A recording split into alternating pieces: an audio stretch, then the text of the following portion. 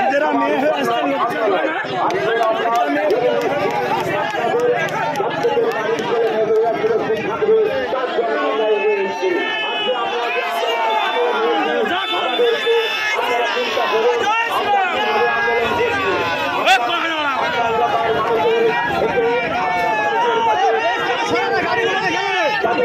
গাড়িগুলো 12 ঘন্টার বন্ধ, 12 ঘন্টা থাকবে। ইমার্জেন্সি গাড়ি ছাড়া কোনো গাড়ি যাবে না। গায়ে হাত দিবে না, গায়ে হাত দিও না।